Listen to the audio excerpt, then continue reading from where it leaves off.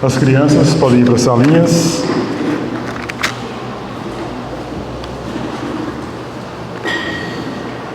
Nós vamos abrir no livro de Jeremias, capítulo 6. Bondoso Deus, amado Pai, um dia estaremos para sempre com o Senhor, aleluia. Mas até lá, Senhor, ainda estando nesse corpo, nessa carne, nesta vida, nos prepara, Senhor. Forma o caráter de Cristo em nós, que sejamos aperfeiçoados pela palavra do Senhor, pelo trabalho do Teu Espírito Santo também nas nossas vidas, formando o caráter de Cristo em nós. Queremos ser semelhantes ao nosso Senhor, um pouco nesta terra, Senhor, até chegarmos a ser perfeitos, completamente como Ele na glória eterna. Oramos a Ti, ó Deus, instrui-nos nessa noite por meio da Tua santa e bendita palavra. Oramos no nome de Jesus. Amém. Jeremias capítulo 6, versículo 10.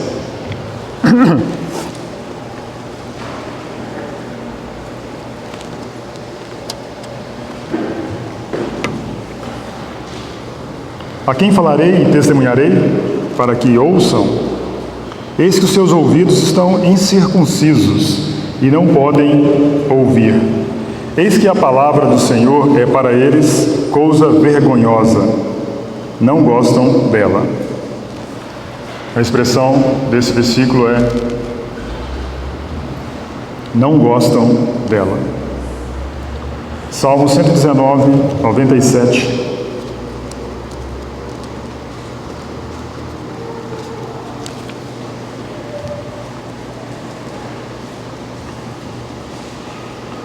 Salmo 119, versículo 97.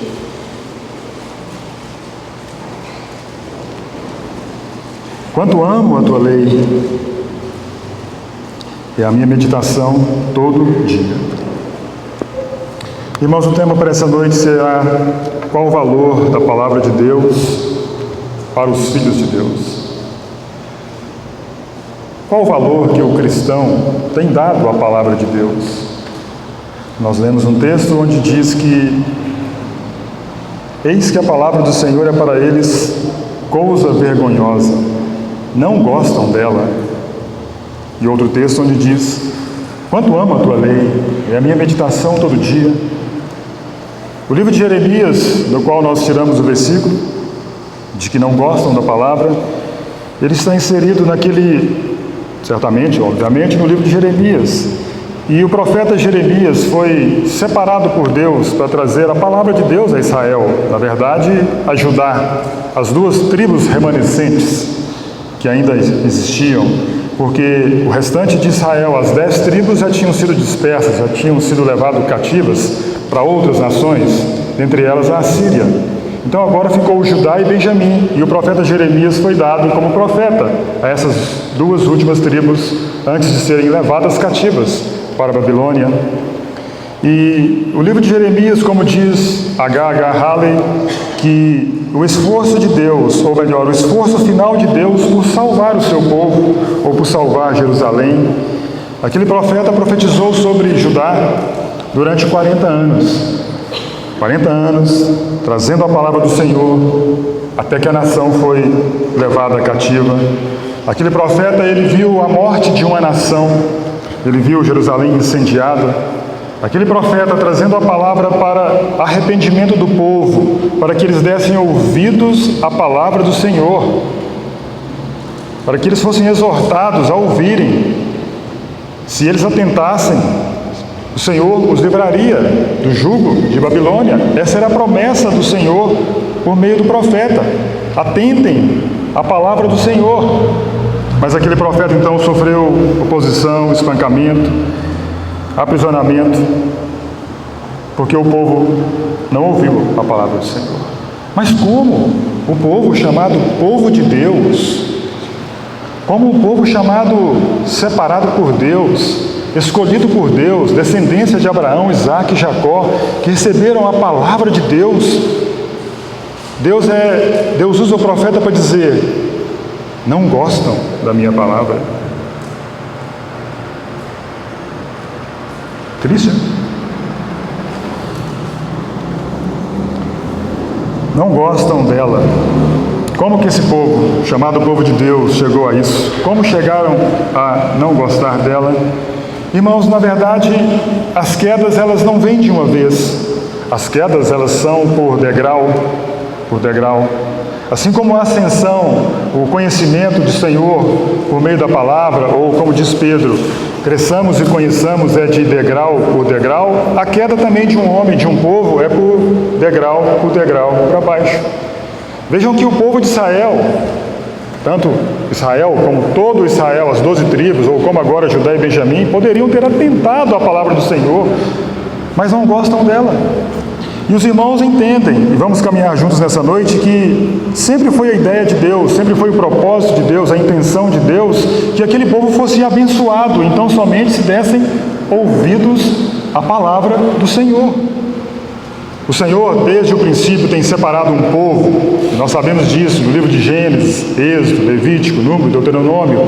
E o Senhor, então, vem separando um povo por meio de Abraão, Isaac, Jacó, agora tem José, agora tem Moisés. O povo, então, é um povo separado, um povo cuidado pelo Senhor, ainda que em cativeiro, ainda que no Egito, escravos de Faraó, mas Deus tem cuidado daquele povo.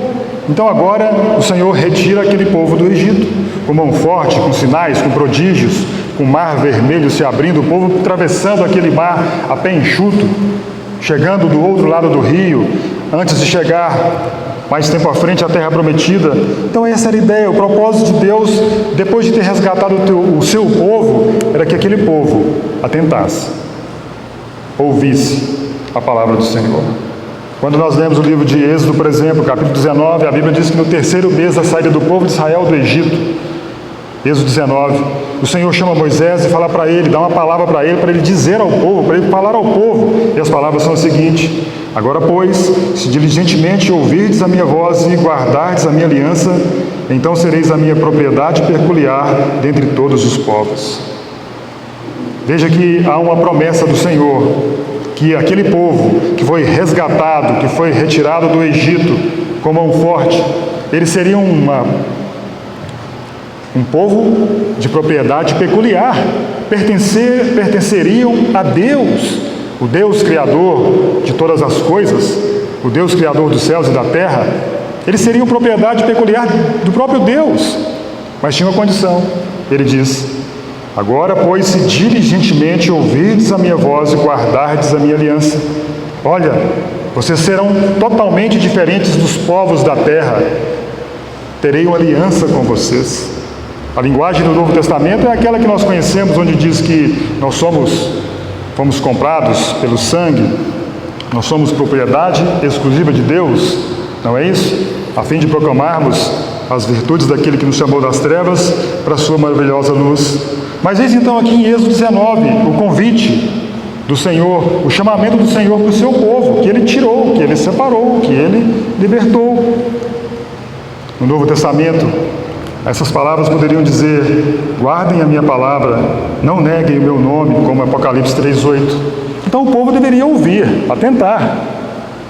E o Senhor então os faria um povo diferente de todas as demais nações, povo dele.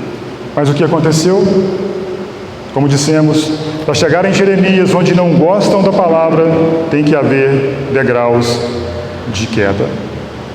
Aquele povo com uma mente fresca, com a mente ainda assim quase que perplexa de verem tantos sinais, 10 pragas, de tanta bondade de Deus, trevas de um lado, luz de outro, animais que morriam do povo que não era do povo de Deus e os seus animais sendo guardados.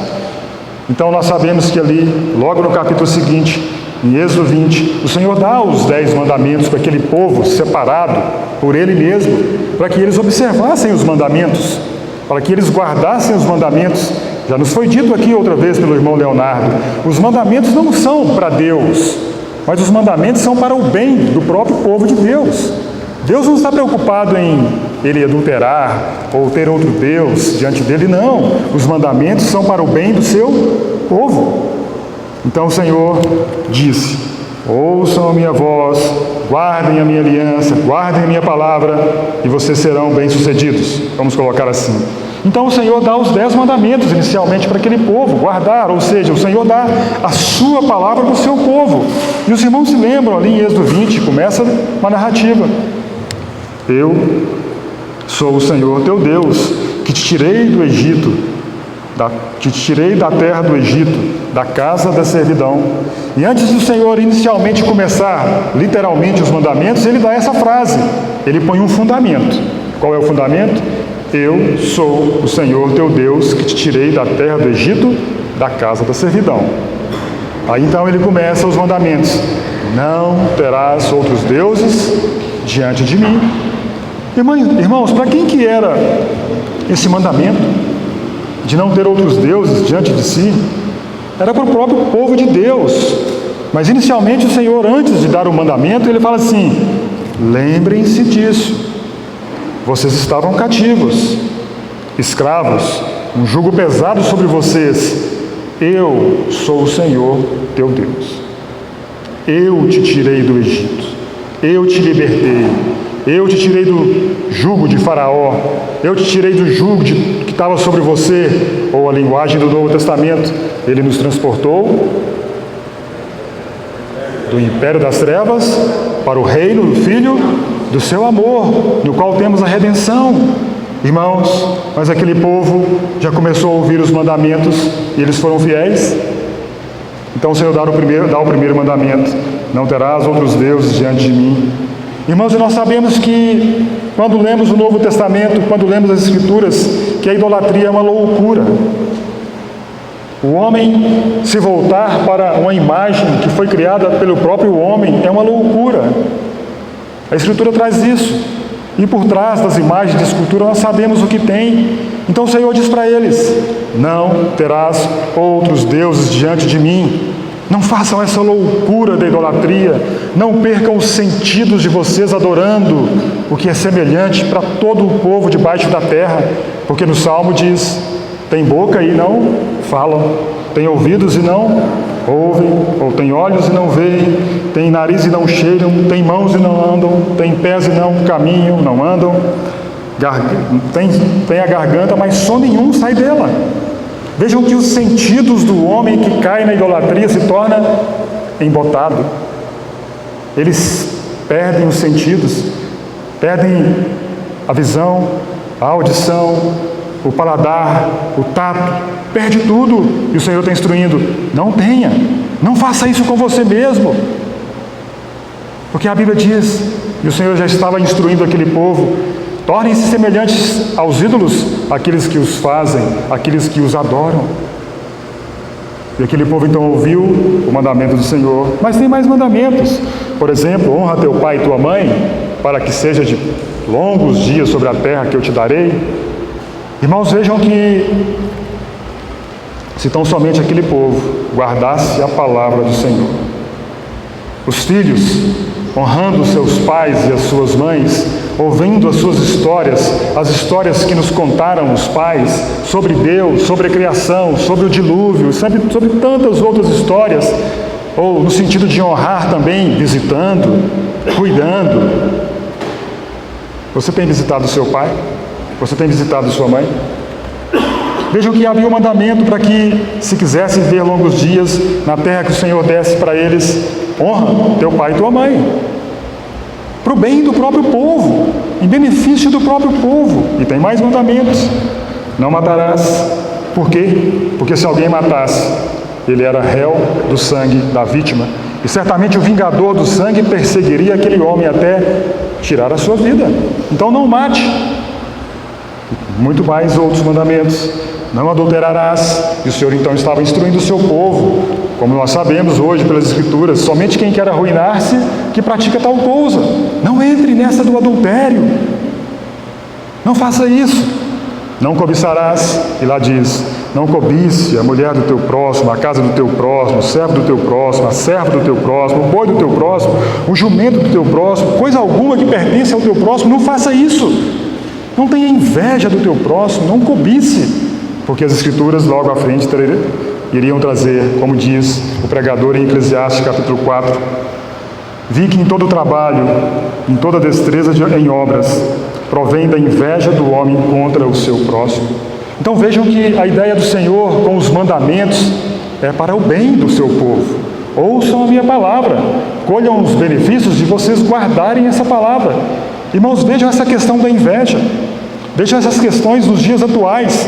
Um homem olhando para o outro e cobiçando suas casas, os seus negócios e tantas outras coisas. Isso é vaidade das vaidades.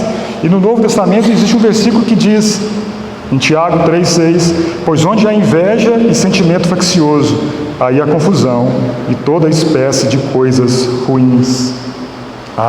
Os mandamentos para o povo de Deus começaram a se tornar pesados, penosos, trabalhosos, difíceis de se guardar. Mas será que é isso mesmo? Tem que guardar tudo isso? Como dissemos, para chegar ao ponto de não gostarem da palavra, tudo tem um princípio. Muito forte a expressão, não gostam dela. É o próprio Deus dizendo do seu povo, não gostam da minha palavra. Os mandamentos de Deus se tornaram penosos. Jeremias, quando nós lemos o livro de Jeremias, e ele é um livro muito forte nesse assunto, aquele povo chamado povo de Deus muitas vezes concitou, chamou o profeta para buscar a palavra do Senhor para que eles pudessem praticá-la. Um texto nos diz, em Jeremias 42, diz assim, olha, Jeremias, busca a palavra do Senhor para nós queremos saber, nós queremos que Ele nos mostre o caminho que devemos andar, nós queremos que Ele nos mostre o que fazer. Mas quando a palavra vinha pelo profeta, o que eles faziam? Não queriam a palavra. Continuaremos na idolatria, é o que diz o texto. Quando servíamos a rainha dos céus, nós tínhamos fartura de pão, nós prosperávamos, não vinha sobre nós mal algum. Vamos continuar no estado em que estamos. Irmãos, quanto tempo passou de Êxodo 20 a Jeremias? Muito pouco tempo. Aos olhos dos dias de hoje, muito pouco tempo, mas aquele povo começou a não gostar da palavra do Senhor. Isso pode acontecer conosco? Isso pode acontecer do Senhor dizer que alguns dos seus filhos, ele não gosta da minha palavra. Ela não gosta da minha palavra. Irmãos, quando você gosta de alguém ou de alguma coisa, você procura estar junto ou fazer. Quem gosta de feijoada, come feijoada. Quem gosta de churrasco, come churrasco. Quem gosta da esposa, está com a esposa. Quem gosta do filho, está com o filho. Quem gosta da palavra, o que faz? Lê a palavra. Guarda a palavra. Guarda no sentido do coração, não na estante, bonitinho para não pegar poeira. Veja aqui degraus de declínio para que o povo chegasse, ou que o Senhor dissesse do seu povo, não gostam dela. Irmãos, eles substituíram o que era verdadeiro pelo falso. Os irmãos se lembram em Êxodo 32, daquele incidente onde fala sobre o bezerro de ouro, e eles adoraram, Moisés subiu ao monte para receber as pedras da lei, e o povo então ficou ali embaixo, desenfreado, aguardando que Moisés voltasse, e o argumento do povo era, onde está Moisés? Onde está aquele que nos livrou do Egito? Está demorando muito, está demorando demais, cadê ele? Então aquele povo, ele faz, Arão desenfreado, na sua loucura, faz um bezerro de ouro.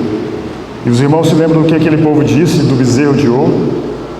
Eis aí os teus deuses, que te tiraram da terra do Egito. Cadê o fundamento? O fundamento não era, eu sou o Senhor teu Deus, que te tirei da terra do Egito, da casa da servidão. Já esqueceram esse fundamento?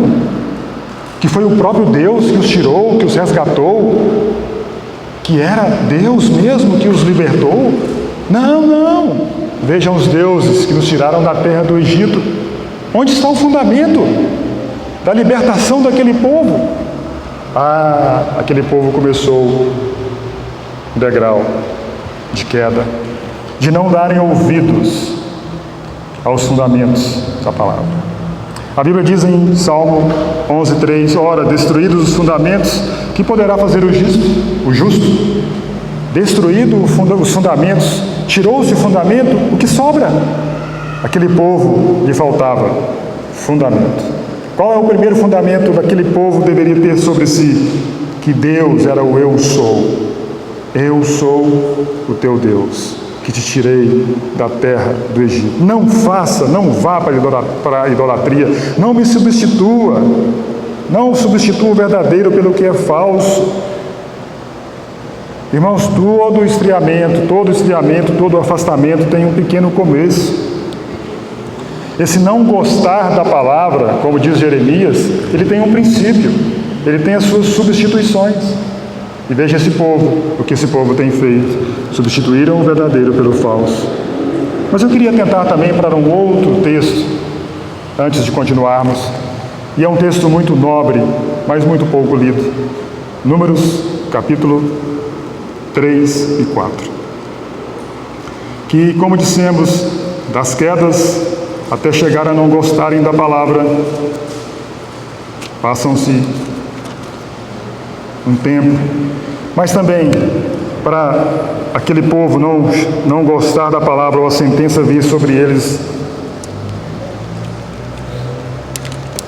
faltou também naquele povo a alegria no serviço a Deus. Irmãos, prestem atenção. Alegria no serviço a Deus. Às vezes você pensa que servir a Deus é de repente descer um fogo do céu sobre você, descer, entendam bem, você está em êxtase, você de repente rolar no chão, de repente você formigar alguma coisa. Muitas vezes não vai acontecer isso. Sim, você pode receber a visita do Espírito Santo, você pode chorar, você pode ter uma experiência com o Espírito Santo. A Bíblia fala sobre essas experiências que o cristão tem. Mas muitas vezes o cristão perde a alegria do serviço ao Senhor, buscando isso, aquilo ou aquilo outro, e ele perde nas coisas simples da vida cristã. E leremos então agora a história de três gerações. De três gerações. Vamos ler primeiramente Números capítulo 3, versículo 17. Diz assim: são estes os filhos de Levi, pelos seus nomes. Números 3, 17. São estes os filhos de Levi, pelos seus nomes: Gerson, Coate e Merari, ou Merari. Vamos para o capítulo 4, versículo 21. Na sua versão, possivelmente, está dizendo: deveres dos Gersonitas.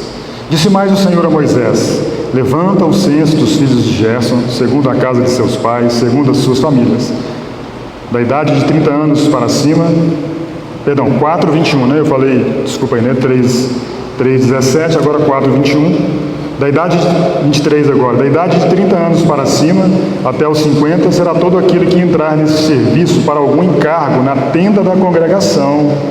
É este o serviço das famílias dos gersonistas, para servir e levar cargas.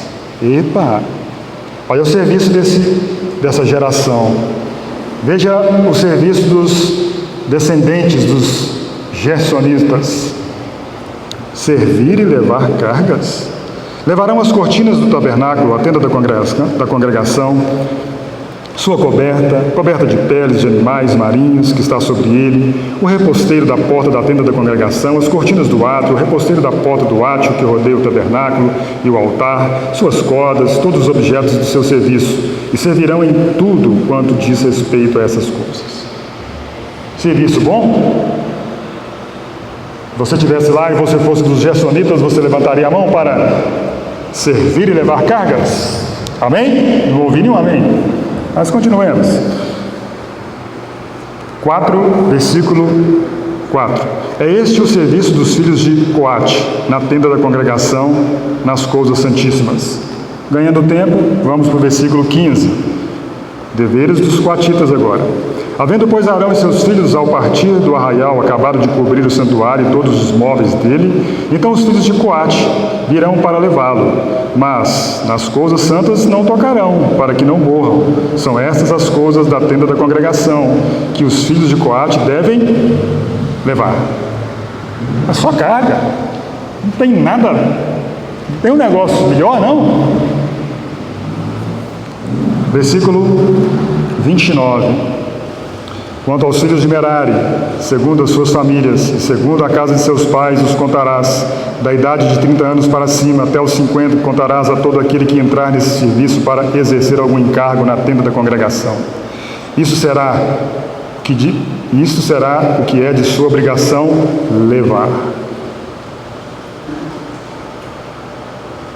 Segundo todo o seu serviço na tenda da congregação. As tábuas do tabernáculo, seus varais, suas colunas, suas bases, as colunas do pátio em redor, as suas bases, suas estacas, as suas cordas, com todos os seus utensílios e com tudo o que pertence ao serviço, e designareis nome por nome os objetos que devem levar. Alguém se voluntaria? Gersonitas, coatitas, meraritas, eis o trabalho de vocês: carregar véu de cobrir, coberta de peles, tábuas, varais, colunas, bases, estacas, cordas. Imagina a conversa no meio deles, hein? Imagina. Ei, fomos separados por Deus para levar cargas. E talvez as outras tribos, os jovens das outras tribos, olhando tudo aquilo, falam assim: ei, seus burros de carga. Meu burrinho carrega carga sem sentir. Mas o que eles estavam levando? O que eles estavam levando, irmãos? O lugar da presença de Deus, o tabernáculo. E deveriam fazer aquilo sempre que o arraial pusesse em marcha, sempre que o povo ouvisse as trombetas, que ouvisse a voz do Senhor, e ele, ou melhor, a nuvem andasse, a coluna andasse, eles deveriam levantar-se, e tudo seria desfeito novamente, e colocariam sobre as cargas dos gersonitas, coatitas e meraritas. Ah, falta de alegria no povo de Deus. Imagine então aqueles jovens de 20 anos para cima, de novo, vai parar de novo, vai levantar de novo. Quantos anos, irmãos, eles ficaram fazendo isso? Quantos anos você ficou congregando? Quantos anos você ficou ouvindo pregações? E pregações? E reunião de oração? E é a mesma oração sempre? Os irmãos oram a mesma coisa durante 40 anos. Mas são os utensílios do Senhor. Falta alegria no serviço da casa de Deus. Não havia murmuração, ou melhor, talvez existisse murmuração por parte de alguns, talvez existisse alegria por parte de outros. Ei, vamos lá de novo, vai ser retirado o véu, de novo, vai tirar, vamos carregar, vamos junto lá, merarita, coatita, vamos lá. Você estaria feliz se o seu nome, ou se você fosse dessa tribo, dessas 3 gerações? Você se levantaria com júbilo? É hoje, desmonta, envolve aí, vamos carregar. Ou você murmuraria? De novo? Não, mas de novo, reunião de novo, vai partir o pão de novo, pão e vinho, sempre. Quantos anos eles fizeram isso, irmãos? Quantos anos a igreja tem perseverado na oração? Quantos anos a igreja tem perseverado na palavra? Mas alguns murmuram. Em Números 16, nós não vamos ler. Havia alguns, e o nome deles são Coré, Datã e Abirão. E Coré, ele era da tribo dos coatitas, ele era descendente dos coatitas, e se insurgiram, se levantaram, murmuraram contra Moisés, querendo alguma coisa diferente, querendo algo novo. Não estavam felizes, alegres, servindo a Deus conforme foi prescrito. Olha, tem que ser assim, coatitas, vocês cabem fazer isso, os deveres de vocês são esses. Mas levantaram contra Moisés, contra o servo do Senhor. Queremos mais, queremos algo diferente. Nós sabemos o resultado daquela tribo, daquelas pessoas, que levantaram contra a ordem do que deveriam eles fazer. Quando tudo se torna um peso, não gostam da palavra. Mas é interessante, quando nós abrimos o Salmo 84, tem um título que diz assim: Salmo dos filhos de Coré. E como que diz o Salmo? Alguém me lembra? Me ajude? Quão amáveis são os teus tabernáculos, ó Senhor dos exércitos. A minha alma suspira e desfalece pelos seus átrios. Veja que não foram todos os descendentes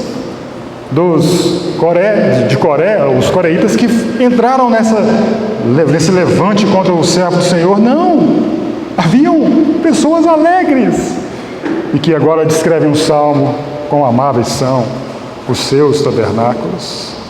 Senhor, eu quero levar esse tabernáculo, eu quero estar junto, eu quero peso, tá bom, é cortina, ok, é varal, é coluna, é base, é estaca, é corda, vamos lá.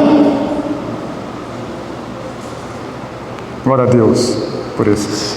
E o Salmo 119, 97 diz: quanto amo a tua lei. Opa, tem coisa boa para os filhos de Deus. Nós não sabemos quem é o salmista do Salmo 119, mas nós sabemos que ele amava a lei do Senhor. Ele diz: é a minha meditação todo dia. E vamos ver agora alguns exemplos de pessoas que assim faziam como o salmista do Salmo 119, Josué. Se você ama a palavra de Deus, abra ela e me acompanhe, se você tiver trazido.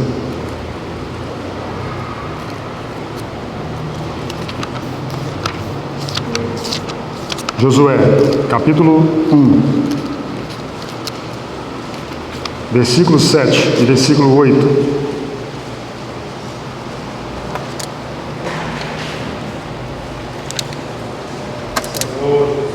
Então, somente ser forte e muito corajoso para teres o cuidado de fazer segundo toda a lei que meu servo Moisés te ordenou. Dela não te desvie nem para a direita nem para a esquerda, para que sejas bem sucedido por onde quer que andares. Não cesses de falar deste livro da lei, antes medita nele dia e noite, para que tenhas cuidado de fazer segundo a tudo quanto nele está escrito. Então farás prosperar o teu caminho e serás bem sucedido. Quem aqui quer ser bem sucedido? Amém? Amém? Todos aqui querem ser bem sucedido? Amém? Então vamos fazer uma imersão aqui agora. Já viu esses coaching por aí?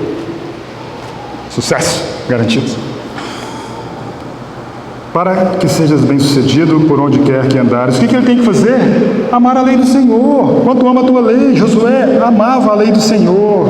Não te desvies dela, não cesses de falar dela, medita nela dia e noite. Quem foi Josué? Um servo de Moisés. A Bíblia diz no livro de Êxodo que ele era servidor de Moisés, aprendeu com o seu Senhor, com o seu mestre, e ele foi próspero nos seus caminhos. Quando nós lemos o livro de Josué, enquanto se narra a derrota de reis vencidas por Moisés, você vê 31 reis vencidos por Josué, porque ele guardou a palavra, porque ele meditou na palavra, porque ele amava a palavra. Hoje nós temos, irmãos, tempo para tudo, menos para a leitura da palavra. Nós temos tempo para viajar, férias. Enquanto alguns não gostam da palavra, alguns amam a palavra, como Josué, que amava essa palavra. Lembra um homem do Salmo 1? Vamos ler também. Você ama a palavra? Abra ela aí no Salmo 1. Veja o que esse homem fez e como ele amava essa palavra. Salmo 1. Bem-aventurado o homem que não anda no conselho dos ímpios, não se detém no caminho dos pecadores, nem se assenta na roda dos escarnecedores. Antes o seu prazer está na lei do Senhor, e na sua lei medita de dia e de noite. Ele é como árvore plantada junto à corrente de águas, que no devido tempo dá o seu fruto, e cuja folhagem não murcha, e tudo quanto ele faz será bem. Mas que isso? O negócio é bom, hein? Vou investir nisso. Tudo que ele faz será bem sucedido.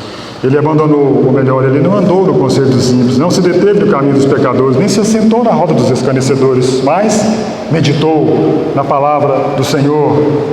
E tudo o que ele fez foi bem sucedido. Veja a expressão, o seu prazer, o seu deleite, a sua alegria está nessa lei. Lembram do homem de Mateus 7? Se você ama a palavra de Deus, abre também comigo, Mateus 7. Versículo 24.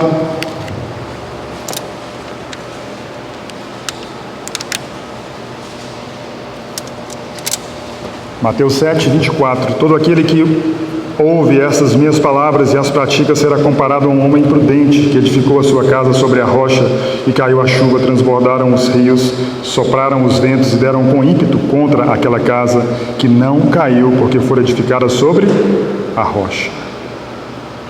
O que esse homem tinha ouvido até aqui? A palavra do Senhor, os mandamentos do Senhor em Mateus 5, 6 e 7. E ele disse: vou colocar por obra, vou praticar, eu já tenho o fundamento, eu já tenho a rocha, ou seja, a palavra já foi dada. Então, ele é esse prudente construtor.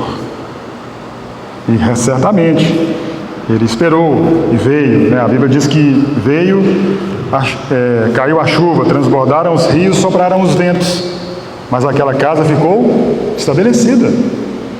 E as mesmas provações vêm para aquele que ama a palavra e para aquele que não ama a palavra, porque cair a chuva, transbordar os rios, soprar os ventos também veio sobre o segundo homem, que foi um homem comparado a um homem insensato. Mas vejam o que esse homem fez, esse homem prudente, em relação a Israel lá atrás. Eles receberam, Israel, em Êxodo 20, os mandamentos do Senhor. Esse homem também recebeu, ele ouviu as instruções do Senhor e a pôs por obra. Um homem prudente. Israel ouviu, Judá ouviu, não praticou, mas este homem amou a palavra de Deus. Irmãos, hoje nós temos os fundamentos, ou melhor, o fundamento. 1 Coríntios 3,11 diz: ninguém pode lançar outro fundamento além do que foi posto, o qual é Jesus Cristo. Sobre quem você tem edificado? Sim, você ama a palavra de Deus, você deve amar a palavra de Deus, você deve edificar a sua vida sobre esse fundamento, Jesus Cristo. Não é sobre experiências, sobre novidades, sobre vento de doutrina, como diz Efésios. Não, para quem iremos nós? Somente Jesus tem as palavras de vida eterna e devemos amar essas palavras. Lembram da igreja primitiva? A Bíblia diz em Atos 2,42, e perseveravam. Você sabe o que é perseverar? É como os coatitas, os meraritas, e o outro, como é que chama? Gersonitas, perseveravam, 40 anos levando. A Bíblia diz que a igreja primitiva perseverava na doutrina dos apóstolos, na comunhão, do partir do pão e nas orações. E lá diz o seguinte: em cada alma havia temor, não havia murmuração. Doutrina de novo mesmo. Você vai levantar e chorar de novo. 40 anos. Perseverar diz respeito a persistir, irmãos. Continuar, permanecer. É o hábito da repetição. É algo rotineiro. Perseveravam, porque amavam a palavra, amavam o Senhor, se apegaram a Ele. E certamente o Senhor os abençoou. Lembra da profetisa Ana, em Lucas 2? A Bíblia diz sobre ela: não deixava o templo, mas adorava noite e dia em jejuns e orações, porque ela amava a palavra. A velha carola. De novo aí no templo, jejum e oração. Quantos anos ela tinha? Quantos anos ela tinha, irmãos? 84 anos. Perdeu o marido nova, mas não deixava o templo, perseverava em jejum e orações. Ela não achou o jejum repetitivo, ela não achou as reuniões de orações, ou as orações que ela fazia, repetitiva.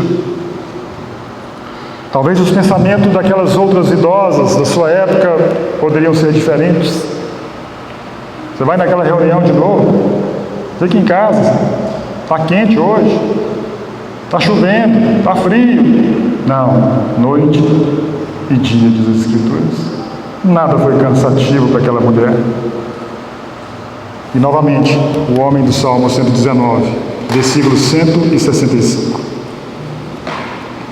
Salmo 119, versículo 165.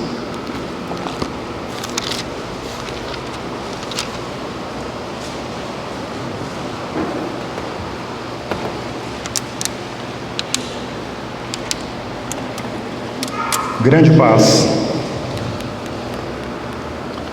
tem os que amam a tua lei. Para eles não há tropeço. Não é somente paz, irmãos, é grande paz. Grande paz tem os que amam a tua lei. Quais são os benefícios de amar a lei do Senhor? Existem benefícios. Aqueles que amam o Senhor, certamente.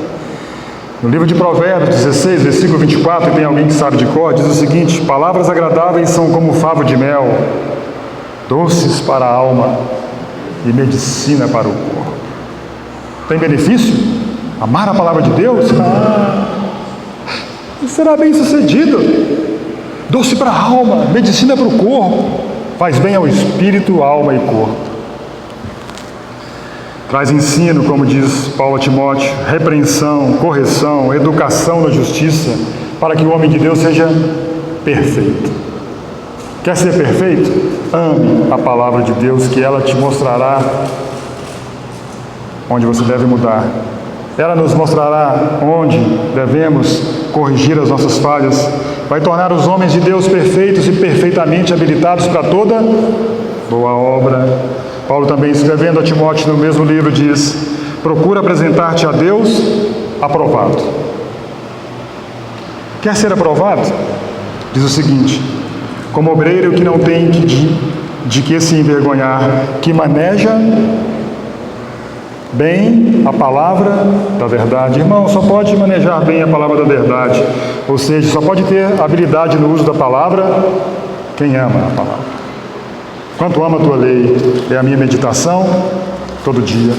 E eu conclamo os irmãos nessa noite. Vamos fazer um salmo juntos? Quem que concorda em fazer um salmo junto? Não precisa responder não, mas se você concordar, vamos escrever um salmo. Essa noite nós vamos escrever um salmo. Se você concordar, aí no seu coração você vai dizer amém para Deus. O nosso salmo vai ter somente um versículo. E o salmo começa assim: Salmo de, põe o seu nome. Salmo de, põe o seu nome. Abaixo do nome diz assim: um clamor. E o salmo é o seguinte: ó Deus, dispõe o meu coração para amar a tua palavra, que jamais aconteça que eu me afaste dela. Em nome de Jesus, amém.